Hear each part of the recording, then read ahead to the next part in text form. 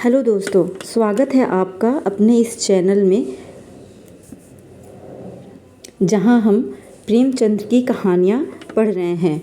हमने इससे पहले की वीडियो में प्रेमचंद का परिचय और भी बहुत सारी कहानियां पढ़ चुके हैं। तो आइए आज हम इस वीडियो में पढ़ेंगे दो बैलों की कहानी। जानवरों में गधा सबसे ज़्यादा बुद्धिहीन समझा जाता है। हम जब किसी आदमी को पल्ले दर्जे का बेवकूफ़ कहना चाहते हैं तो उसे गधा कहते हैं। गधा सचमुच बेवकूफ़ है या उसके सीधेपन, उसकी निरापद सहिष्णुता से ने उन्हें यह पदवी दी है, इसका निश्चय नहीं किया जा सकता। गायें सींग मारती हैं, ब्याई हुई गाय तो अनायास ही सिंहनी का रूप धारण कर लेती हैं। कुत्ता भी बहुत गरीब जानवर है, लेकिन कभी कभी उसे भी क्रोध आ जाता है, किंतु गधे को कभी क्रोध करते नहीं सुना न देखा। जितना चाहे गरीब को मारो, चाहे जैसी खराब सड़ी हुई घास सामने डाल दो, उसके चेहरे पर कभी असंतोष की छाया भी न दिखाई देती। वैशाख में चाहे एकाध बार कुलेल कर लेता हो, पर हमने तो उसे कभी खुश होते नहीं देखा। उसके चेहरे पर एक अस्थायी निषाद अस्थायी रूप से छाया रहता है। सुख दुख हानि लाभ किसी भी दशा में उसे बदलते नहीं देखा।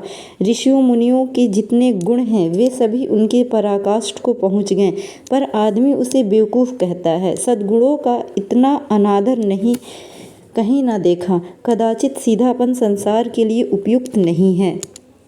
देखिए ना, भारतवासियों की अफ्रीका में क्या दुर्दशा हो रही है। क्यों अफ्रीका में उन्हें घुसने नहीं दिया जाता? बेचारे शराब नहीं पीते, 4 पैसे कुसमय के लिए बचाकर रखते हैं, जी तोड़ काम करते हैं, किसी से लड़ाई झगड़ा नहीं करते। 4 बातें सुनकर गम खा जाते हैं, फिर भी बदनाम हैं। कहा जाता है वे जीवन के आदर्श को नीचा करते हैं। अगर वे भी ईंट का जवाब पत्थर से देना सीख जाते तो शायद सब कहलाने लगते। जापान की मिसाल सामने है। एक ही विजय ने उसे संसार की सभ्य जातियों में नग बना दिया, लेकिन गधे का एक छोटा भाई और भी है जो उससे कम ही गधा है, और वह है बैल, जिसका अर्थ है में हम गधा का प्रयोग करते हैं। कुछ उसी से मिलते जुलते अर्थ में बछिया के ताऊ का प्रयोग करते हैं। कुछ लोग बैल को शायद बेवकूफ़ में सर्वश्रेष्ठ कहेंगे, मगर हमारा विचार ऐसा नहीं है। बैल कभी कभी मारता भी है, कभी कभी अड़ियल बैल भी देखने में आता है, और भी कई रीतियों से अपना असंतोष प्रकट कर देता है। एतओं उसका स्थान गधे के नीचा है। झूरी काछी के दोनों बैलों के नाम थे हीरा और मोती। दोनों पछाई जाति के थे, देखने में सुंदर, काम में चौकस, डील में ऊंचे। बहुत दिनों से साथ रहते रहते दोनों में भाईचारा हो गया था। दोनों आमने सामने या आसपास बैठे हुए एक दूसरे से मुख भाषा में विचार विनिमय करते थे। एक दूसरे की मन की बात कैसे समझ जाता था हम नहीं कह सकते। अवश्य ही उनमें कोई ऐसी गुप्त शक्ति थी जिससे जीवों में श्रेष्ठता का दावा करने वाला मनुष्य वंचित है। दोनों एक दूसरे को चाट कर और सूंघ कर अपना प्रेम प्रकट करते। कभी कभी दोनों सिंग भी मिला लिया करते थे। विग्रह के नाते से नहीं, केवल विनोद के भाव से, आत्मीयता के भाव से, जैसे दोस्तों में घनिष्ठता होते ही धौल धप्पा होने लगता है। इसके बिना दोस्ती कुछ फुसफुसी, कुछ हल्की सी रहती है, जिस पर ज़्यादा विश्वास नहीं किया जा सकता। जिस वक्त ये दोनों बैल हल या गाड़ी में जोत दिए जाते और गर्दन हिला हिला कर चलते, उस वक्त हर एक की यही चेष्टा होती कि ज़्यादा से ज़्यादा बोझ मेरी ही गर्दन पे रहे। दिन भर के बाद दोपहर या संध्या को दोनों खुलते तो एक दूसरे को चाट चूट कर अपनी थकान मिटा लेते। नाद में खली भूसा पड़ जाने के बाद दोनों साथ उठते, साथ नाद में मुंह डालते और साथ ही बैठते थे। एक मुंह हटा लेता तो दूसरा भी हटा लेता था। संयोग की बात है, झूरी ने एक बार गोए को ससुराल भेज दिया। बैलों को क्या मालूम वे क्यों भेजे जा रहे, समझे मालिक ने हमें बेच दिया। अपना यूं बेचा जाना उन्हें अच्छा लगा या बुरा, कौन जाने, पर झूरी के साले गया को घर तक गोई ले जाने में दांत पसीने आ गया। पीछे से हाँकता तो दोनों बाएं दाएं भागते, पगहिया पकड़कर आगे से खींचता तो दोनों पीछे को जोर लगाते, मारता तो दोनों सिंग नीचे करके हुक्कारते। अगर ईश्वर ने उन्हें वाणी दी होती तो झूरी से पूछते, तुम हम गरीबों को क्यों निकाल रहे हो? हमने तो तुम्हारी सेवा करने में कोई कसर नहीं उठा रखी। अगर इतनी मेहनत से काम न चलता था तो और काम ले लेते, हमें तो तुम्हारी चक्री में मर जाना था। हमने कभी दाने चारे की शिकायत नहीं की। तुमने जो कुछ खिलाया वह सिर झुकाकर खा लिया। फिर तुमने हमें इस जालिम के हाथों क्यों बेच दिया? संध्या समय दोनों बैल अपने नए स्थान पर पहुँचे। दिन भर के भूखे थे, लेकिन जब नाद में लगाए गए तो एक ने भी मुंह न डाला। दिल भारी हो रहा था। जिसे उन्होंने अपना घर समझ रखा था वह आज उसे छूट गया था। यह नया घर, नया गांव, नए आदमी उन्हें बेगानों से लगते थे। दोनों ने अपनी अमूक भाषा में सलाह की, एक दूसरे को कनखियों से देखा और लेट गए। जब गांव में सोता पड़ गया तो दोनों ने जोर मारकर पगहे तुड़ा डाले और घर की तरफ चले। पगहे बहुत मजबूत थे, अनुमान न हो सकता था कि कोई बैल उन्हें तोड़ सकेगा, पर इन दोनों ने इस समय दुगनी शक्ति आ गई थी। एक एक झटके में रस्सियां टूट गई। झूरी प्रातः सोकर उठा तो देखा कि दोनों बैल चरनी पर खड़े हैं। दोनों की गर्दनों में आधा आधा गरांव लटक रहा है, घुटनों तक पांव कीचड़ से भरे हैं और दोनों की आंखों में विद्रोहमय स्नेह झलक रहा है। झूरी बैलों को देखकर स्नेह से गद हो गया, दौड़कर उन्हें गले लगा लिया। प्रेमालिंगन और चुंबन का वह दृश्य बड़ा ही मनोहर था। घर और गांव के लड़के जमा हो गए और तालियां बजा बजाकर उनका स्वागत करने लगे। गांव के इतिहास में यह घटना अभूतपूर्व न होने पर भी महत्वपूर्ण थी। बाल सभा ने निश्चय किया, दोनों पशु वीरों को अभिनंदन पत्र देना चाहिए। कोई अपने घर से रोटियां लाया, कोई गुड़, कोई चोकर, कोई भूसी। एक बालक ने कहा, ऐसे बैल किसी के पास न होंगे। दूसरे ने समर्थन किया, इतनी दूर से दोनों अकेले चले आए। तीसरा बोला, बैल नहीं हैं वे, उस जन्म के आदमी हैं। इसका प्रतिवाद करने का किसी को साहस न हुआ। झूरी की स्त्री ने बैलों को द्वार पर देखा तो जल उठी, बोली, कैसे नमक हराम बैल हैं कि एक दिन वहाँ काम न किया भाग खड़े हुए। झूरी अपने बैलों पर यह आपेक्ष न सुन सका। नमक हराम क्यों है? चारा दाना न दिया होगा तो क्या करते? स्त्री ने रोक के कहा, बस तुम ही तो बैलों को खिलाना जानते हो, और तो सभी पानी पिला पिला कर रखते हैं। झूरी ने चिढ़ाया, चारा मिलता तो क्यों भागते? स्त्री चिढ़ी, भागे इसलिए कि वे लोग तुम जैसे बुद्धुओं की तरह बैलों को सहलाते नहीं, खिलाते हैं तो रगड़ कर जोतते भी हैं। ये दोनों ठहरे कामचोर, भाग निकले। अब देखो कहाँ से खली और चोकर मिलता है। सूखे भूसे के सिवा कुछ न दूंगी, खाएं चाहे मरे। वही हुआ। मजूर को बड़ी ताकीद कर दी गई कि बैलों को खाली सूखा भूसा दिया जाए। बैलों ने नाद में मुंह डाला तो फीका फीका, ना कोई चिकनाहट ना कोई रस। क्या खाएं? आशा भरी आंखों से द्वार की ओर तकने लगे। झूरी ने मजूर से कहा, थोड़ी सी खली क्यों नहीं डाल देता बे? मालकिन मुझे मार ही डालेगी। चुराकर डाल आ। ना दादा, पीछे से तुम ही उन्हीं की सी कहोगे। दूसरे दिन झूरी का साला फिर आया और बैलों को ले चला। अब की उसने दोनों को गाड़ी में जोता। 2-4 बार मोती ने गाड़ी को सड़क की खाई में गिराना चाहा, पर हीरा ने संभाल लिया। वह ज़्यादा सहनशील था। संध्या समय घर पहुंचकर उसने दोनों को मोटी रस्सियों से बांधा और कल की शरारत का मज़ा चखाया। फिर वही सूखा भूसा डाल दिया। अपने दोनों बैलों को खली चुना सब कुछ दी। दोनों बैलों का ऐसा अपमान कभी न हुआ था। झूरी इन्हें फूल की छड़ी से भी न छूता था। उसकी टिक्कार पर दोनों उड़ने लगते थे। यहाँ मार पड़ी आहत सम्मान की व्यथा तो थी ही, उन पर मिला सूखा भूसा। नाद की तरफ आंखें तक न उठाई। दूसरे दिन गया ने बैलों को हल में जोता, पर इन दोनों ने जैसे पाँव न उठाने की कसम खा ली थी। वह मारते मारते थक गया, पर दोनों ने पाँव न उठाया। एक बार जब उस निर्दयी ने हीरा की नाक पर खूब डंडे जमाए तो मोती का गुस्सा काबू से बाहर हो गया। हल लेकर भागा। हल, रस्सी, जूता, जोत सब टूट टाट कर बराबर हो गया। गले में बड़ी बड़ी रस्सियाँ न होती तो दोनों पकड़ाई में न आते। हीरा ने मूक भाषा में कहा, भागना व्यर्थ है। मोती ने उत्तर दिया, तुम्हारी तो इनसे जान ही ले ली थी, अब की बड़ी मार पड़ेगी। पढ़ने दो, बैल का जन्म लिया है तो मार से कहाँ तक बचेंगे। गया तो आदमियों के साथ दौड़ा आ रहा है, दोनों के हाथों में लाठियाँ हैं। मोती बोला, देखो तो, कहो तो दिखा दूँ कुछ मज़ा, मैं भी लाठी लेकर आ रहा है। हीरा ने समझाया, नहीं भाई, खड़े हो जाओ, मुझे मारेगा तो मैं भी एक दो ही को गिरा दूंगा। नहीं, अपनी जाति का यह धर्म नहीं है। मोती दिल में ऐंठ कर रह गया। गया पहुंचा और दोनों को पकड़कर ले चला। कुशल हुई कि उसने इस वक्त मारपीट न की, नहीं तो मोती भी पलट पड़ता। उसके तेवर देख कर गया और उसके सहायक समझ गए कि इस वक्त टाल जाना ही मसलहत है।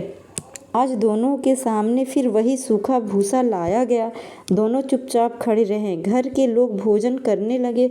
उस वक्त छोटी सी लड़की 2 रोटियां लिए निकली और दोनों के मुंह में देकर चली गई।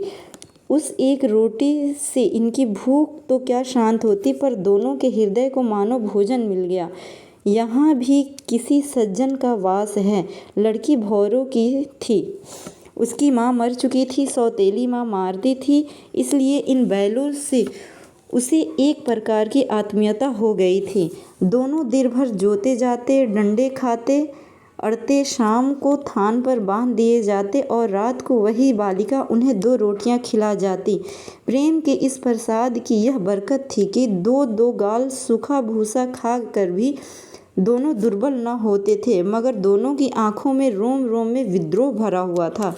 एक दिन मोती ने मूक भाषा में कहा, अब तो नहीं सहा जाता हीरा, क्या करना चाहते हो। एकाध को सिंग पर उठाकर फेंक दूंगा, लेकिन जानते हो क्या, प्यारी लड़की, वह प्यारी लड़की जो हमें रोटियां खिलाती है उसी की लड़की है, जो इस घर का मालिक है। वह बेचारी अनाथ न हो जाएगी तो मालकिन को न फेंक दूं, वही तो उस लड़की को मारती है। लेकिन औरत जात पर सिंग चलाना मना है, यह भूल जाते हो। तुम तो किसी तरह निकलने ही नहीं देते। बताओ, तुड़ाकर भाग चलें। हाँ, यह मैं स्वीकार करता, लेकिन इतनी मोटी रस्सी टूटेगी कैसे। इसका उपाय है, पहले रस्सी को थोड़ा सा चबा लो, फिर एक झटके में जाती है। रात को जब बालिका रोटी खिलाकर चली गई, दोनों रस्सियां चबाने लगे, पर मोटी रस्सी मुंह में न आती थी। बेचारे बार बार जोर लगाकर रह जाते थे। सहसा घर का दरवाज़ा खुला और वही बालिका निकली। दोनों सिर झुकाकर उसका हाथ चाटने लगे। दोनों की पूँछें खड़ी हो गई। उसने उसके माथे सहलाए और बोली, खोल देती हूँ, चुपके से भाग जाओ, नहीं तो यहाँ लोग मार डालेंगे। आज घर में सलाह हो रही कि इनकी नाकों में नथ डाल दी जाए। उसने गराँव खोल दिया, पर दोनों चुपचाप खड़े रहे। मोती ने अपनी भाषा में पूछा, अब चलते क्यों नहीं। हीरा ने कहा, चले तो, लेकिन कल इस अनाथ पर आफत आएगी, सब इसी पर संदेह करेंगे। सहसा बालिका चिल्लाई, दोनों फूफा वाले बैल भागे जा रहे हैं। ओ दादा, दोनों बैल भागे जा रहे हैं, जल्दी दौड़ो। गया हड़बड़ाकर भीतर से निकला और बैलों को पकड़ने चला। वे दोनों भागे। गया ने पीछा किया और भी तेज हुए। गया ने शोर मचाया, फिर गांव के कुछ आदमियों को भी साथ लेने के लिए लौटा। दोनों मित्रों को भागने का मौका मिल गया। सीधे दौड़ते चले गए, यहाँ तक कि मार्ग का ज्ञान न रहा। जिस परिचित मार्ग से आए थे उसका यहाँ पता न था। नए नए गांव मिलने लगे। अब दोनों एक खेत के किनारे खड़े होकर सोचने लगे, अब क्या करना चाहिए। हीरा ने कहा, मालूम होता है राह भूल गए, तुम भी बेतहाशा भागे, वहीं उसे मार गिराना था। उसे मार गिराते तो दुनिया क्या कहती। वह अपना धर्म छोड़ दे, लेकिन हम अपना धर्म क्यों छोड़ें। दोनों भूख से व्याकुल हो रहे थे। खेत में मटर खड़ी थी, चरने लगे। रह रहकर आहट ले लेते थे, कोई आता तो नहीं है। जब पेट भर गया, दोनों ने आज़ादी का अनुभव किया तो मस्त होकर उछलने कूदने लगे। पहले दोनों ने डकार ली, फिर सींग मिलाए और एक दूसरे को ठेलने लगे। मोती ने हीरा को कई कदम हटा दिया, यहाँ तक कि वह खाई में गिर गया। तब उसे भी क्रोध आया, संभलकर उठा और फिर मोती से भिड़ गया। दोनों ने देखा खेल में झगड़ा हुआ चाहता है तो किनारे हट गए। अरे यह क्या, कोई सांड डोंकता चला आ रहा है। हाँ, सांड ही है। वह सामने आ पहुंचा। दोनों मित्र बगले झांक रहे थे। सांड पूरा हाथी है, उसने भिड़ना, जान से भी हाथ धोना है, लेकिन न भिड़ने पर भी जान बचती नहीं नजर आती। इन्हीं की तरफ आ भी रहा है, इतनी भयंकर सूरत है। मोती ने मूक भाषा में कहा, बुरे फंसे, जान बचेगी, कोई उपाय सोचो। हीरा ने चिंतित स्वर में कहा, आपने घमंड से फूलता हुआ है, आरज़ू विनती न सुनेगा। भाग क्यों न चले, भागना कायरता है तो फिर यहीं मरो। बंदा तो 9-2-11 होता है, और जो दौड़ाए तो फिर कोई उपाय सोचो जल्द। उपाय यही है कि उस पर दोनों जने एक साथ चोट करें। मैं आगे से रगेदता हूँ, तुम पीछे से रगेदो। दोहरी मार पड़ेगी तो भाग खड़ा होगा। मेरी ओर झपटे, तुम बगल से उसके पेट में सींग घुसेड़ देना। जान जोखिम है, पर दूसरा उपाय यही है। दोनों मित्र जान हथेलियों पर लेकर लपके। सांड को भी संगठित शत्रुओं ने लड़ने का तजुर्बा न था। वह तो एक शत्रु को मल्लयुद्ध करने का आदी था। ज्यों ही हीरा पर झपटा, मोती ने पीछे से दौड़ाया। सांड उसकी तरफ मुड़ा तो हीरा ने रगेदा। सांड चाहता था कि एक एक करके दोनों को गिरा ले, पर ये दोनों भी उस्ताद थे, उसने एक वह अवसर न देते थे। एक बार सांड झल्लाकर हीरा का अंत कर देने के लिए चला कि मोती ने बगल से आकर पेट में सींग भोंक दी। सांड क्रोध में आकर फिरा तो हीरा ने दूसरे पहलू में सींग भोंक दिया। आखिर बेचारा जख्मी होकर भागा और दोनों मित्रों ने दूर तक उसका पीछा किया, यहाँ तक कि सांड बेदम होकर गिर पड़ा। अब दोनों ने उसे छोड़ दिया। दोनों मित्र विजय के नशे में झूमते चले जाते थे। मोती ने अपने सांकेतिक भाषा में कहा, मेरा तो जी चाहता था कि बच्चा को मार ही डालूं। हीरा ने तिरस्कार किया, गिरे हुए बैरी पर सींग न चलाना चाहिए, यह सब ढोंग है। बैरी को ऐसा मारना चाहिए कि फिर न उठे। अब घर कैसे पहुँचेंगे वह सोचो, पहले कुछ खा लें तो सोचें। सामने मटर का खेत था ही, दोनों उसमें घुस गए। हीरा मान करता रहा, पर उसे ने एक न सुनी। अभी 2-4 ग्रास खाए थे कि 2 आदमी लाठियां लिए हुए दौड़ पड़े और दोनों मित्रों को घेर लिया। हीरा तो मेड़ पर था, लेकिन निकल गया। मोती सींचे हुए खेत में था, उसने खूर कीचड़ में धंसने लगे, न भाग सका, पकड़ लिया। हीरा ने देखा संगी संकट में है तो लौट पड़ा, फंसेंगे तो दोनों फंसेंगे। रखवालों ने उसे भी पकड़ लिया। प्रातःकाल दोनों मित्र कांजी हाउस में बंद कर दिए गए। दोनों मित्रों को जीवन में पहली बार ऐसा सबिका पड़ा कि सारा दिन बीत गया और खाने को एक तिनका भी न मिला। समझ ही न आता था यह कैसा स्वामी है, इससे तो गया भी अच्छा था। यहाँ कई भैंसें थीं, कई बकरियाँ, कई घोड़े, कई गधे, पर किसी के सामने चारा न था। सब ज़मीन पर मुर्दे की तरह पड़े थे। कई तो इससे कमज़ोर हो गए थे कि खड़े भी न हो सकते थे। सारा दिन दोनों मित्र फाटक की ओर टकटकी लगाए ताकते रहे, पर कोई चारा लेकर आता न दिखाई दिया। तब दोनों ने दीवार की नमकीन मिट्टी चाटनी शुरू की, पर इससे क्या तृप्ति होती। रात को भी जब कुछ भोजन न मिला तो हीरा के दिल में विद्रोह की ज्वाला जल उठी। मोती ने बोला, अब तो नहीं रहा जाता मोती। मोती ने सिर लटकाए हुए जवाब दिया, मुझे तो मालूम होता है प्राण निकल रहे हैं। इतनी जल्दी हिम्मत न हारो भाई, यहाँ से भागने का कोई उपाय निकालना चाहिए। आओ दीवार तोड़ डालें, मुझसे तो अब कुछ नहीं होगा। बस इसी बूते पर अकड़ते थे। सारी अकड़ निकल गई। बाड़े की दीवार कच्ची थी। हीरा मजबूत तो था ही, अपने नुकीले सींग दीवार में गड़ा दिए और जोर मारा तो मिट्टी का एक चिप्पड़ निकल आया। फिर तो उसका साहस बढ़ा। उसने दौड़ दौड़कर दीवार पर चोटे की और हर चोट में थोड़ी सी मिट्टी गिरने लगी। उसी समय कांजी हौस का चौकीदार लालटेन लेकर जानवरों की हाजिरी लेने आया।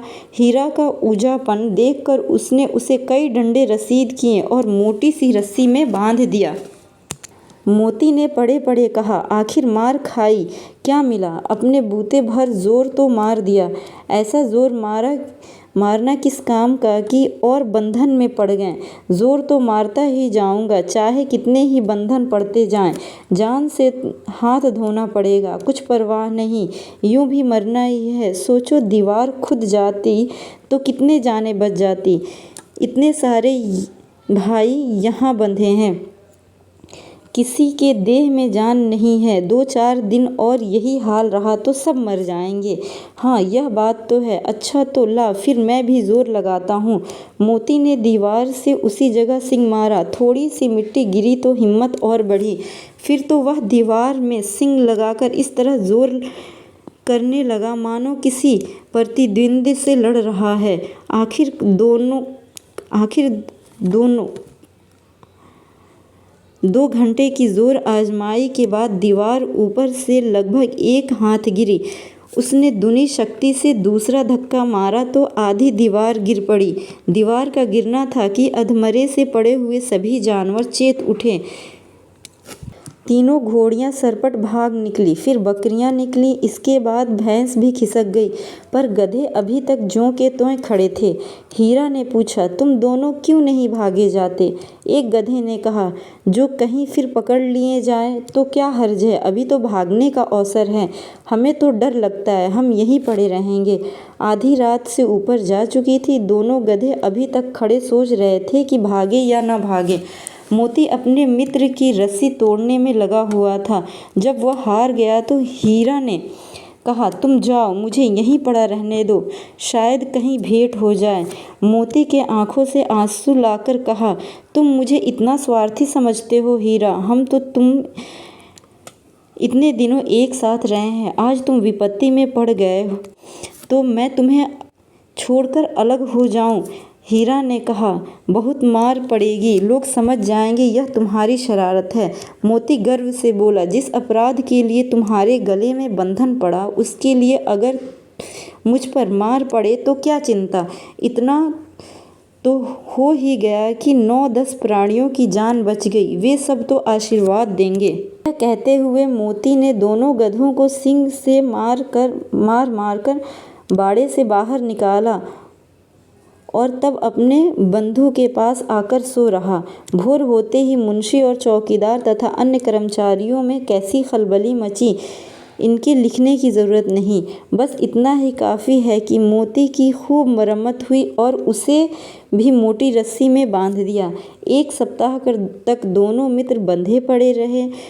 किसी ने चारे का एक तीर्ण भी न डाला। हाँ, एक बार पानी दिखा दिया जाता था, यही उनका आधार था। दोनों इतने दुर्बल हो गए थे कि उठा तक न जाता। ठठरियाँ निकल आई थीं। एक दिन बाड़े के सामने डुग्गी बजने लगी और दोपहर होते होते वहाँ 50-60 आदमी जमा हो गए। तब दोनों मित्र निकल गए और उनकी देखभाल होने लगी। लोग आ आकर उनकी सूरत देखते और मन फीका करके चले जाते। ऐसे मित्रक बैलों को कौन खरीदार होता है। सहसा एक दढ़ियल आदमी उनके सामने, जिसकी आंखें लाल थी और मुद्रा अत्यंत कठोर, आया और दोनों मित्रों के कूल्हे में उंगली गोदकर मुंशी जी से बात करने लगा। उनका चेहरा देखकर अंतजन से दोनों मित्रों के दिल कांप उठे। वह कौन है और उन्हें क्यों टटोल रहा, इस विषय में उन्हें कोई संदेह न हुआ। दोनों ने एक दूसरे को भी भीत नेत्रों से देखा और सिर झुका लिया। हीरा ने कहा, गया के घर से नाहक भागे, अब जान न बचेगी। मोती ने अश्रद्धा के भाव से उत्तर दिया। कहते हैं भगवान सबसे के ऊपर दया करते हैं, उन्हें हमारे ऊपर क्यों दया नहीं आती? भगवान के लिए हमारा मरना जीना दोनों बराबर है। चलो अच्छा ही है, कुछ दिन उनके पास तो रहेंगे। एक बार भगवान ने उस लड़की के रूप में हमें बचाया था, क्या अब न बचाएंगे? वह आदमी छुरी चलाएगा, देख लेना। तो क्या चिंता है, मांस खाल सींग हड्डी सब किसी न किसी काम आ जाएगी। शामी हो जाने के बाद दोनों मित्र उस ढड़ियल के पास चले। दोनों की बोटी बोटी कांप रही थी, बेचारे पांव तक न उठा सकते थे, पर भय के मारे गिरते पड़ते भागे जाते थे, क्योंकि वह जरा भी चाल धीमी हो जाने पर जोर से डंडे जमा देता था। राह में गाय बैल का रेवड़ हरे हरे हार में चरता नजर आया। सभी जानवर प्रसन्न थे, चिकने चप्पल, कोई उछलता था, कोई आनंद से बैठा पागुर करता था। कितना सुखी जीवन था इनका, पर कितने स्वार्थी हैं सब। किसी को चिंता नहीं कि उसके दो भाई बाधिक के हाथ पड़े कैसे दुखी हैं। सहसा दोनों को ऐसा मालूम हुआ कि यह परिचित राह है। हाँ, इसी रास्ते से गया उन्हें ले गया था। वही खेत, वही बाग, वही गांव मिलने लगे। प्रतिक्षण उनकी चाल तेज होने लगी। सारा थकान, सारी दुर्बलता गायब हो गई। आह, यह लो, अपना ही हार आ गया। इसी कुएं पर हम पूर चलाने आया करते थे, यही कुआं है। मोती ने कहा, हमारा घर नगीच आ गया। हीरा बोला, भगवान की दया है। मैं तो अब घर भागता हूँ, यह जाने देगा, इसे मार गिराता हूँ। नहीं नहीं, दौड़कर थान पर चलो, वहाँ से हम आगे न जाएंगे। दोनों उन्मत्त होकर बछड़ों की भांति कुलेले करते हुए घर की ओर दौड़े। यह हमारा थान है। दोनों दौड़कर अपने थान पर आए और खड़े हो गए। दड़ियल भी पीछे पीछे दौड़ चला आता था। झूरी द्वार पर बैठा धूप खा रहा था। दोनों बैलों को देखते ही दौड़ा और उन्हें बारी बारी से गले लगाने लगा। मित्रों की आंखों में आनंद के आंसू बहने लगे। एक झूरी का हाथ चाट रहा था। दड़ियल ने जाकर बैलों की रस्सियां पकड़ ली। झूरी ने कहा, मेरे बैल हैं। तुम्हारे बैल कैसे? मैं मवेशी खाने से नीलामी लिए आता हूँ। मैं तो समझता हूँ चुरा लिए जाते हो। चुपके से चले जाओ, मेरे बैल हैं, मैं बेचूंगा तो बिकेंगे। किसी को मेरे बैल नीलाम करने का क्या अख्तियार है? जाकर थाना में रपट कर दूंगा। मेरे बैल हैं, इसका सबूत यह है कि मेरे द्वार पर खड़े हैं। दड़िया झल्लाकर बैलों को ज़बरदस्ती पकड़ ले जाने के लिए बढ़ा। उसी वक्त मोती ने सींग चलाया। दड़ियल पीछे हटा। मोती ने पीछा किया। दड़ियल भागा। मोती पीछे दौड़ा। गांव के बाहर निकल जाने पर वह रुका, पर खड़ा दड़ियल का रास्ता देख रहा था। दड़ियल दूर खड़ा धमकियां दे रहा था, गालियां निकाल रहा था, पत्थर फेंक रहा था, और मोती विजय शूर की भांति उसका रास्ता रोके खड़ा था। गांव के लोग यह तमाशा देखते थे और हंसते थे। जब दड़ियल हार कर चला गया तो मोती अकड़ता हुआ लौटा। हीरा ने कहा, मैं डर रहा था कि कहीं तुम गुस्से में आकर मार न बैठो। अगर वह मुझे पकड़ता तो मैं बेमारे न छोड़ता। अब न आएगा तो दूर ही से खबर लूँगा, देखूँगा कैसे ले जाता है, जो गोली मरवा दे। मर जाऊँगा पर उसके काम तो न आऊँगा। हमारी जान को कोई जान नहीं समझता, इसलिए कि हम इतने सीधे हैं।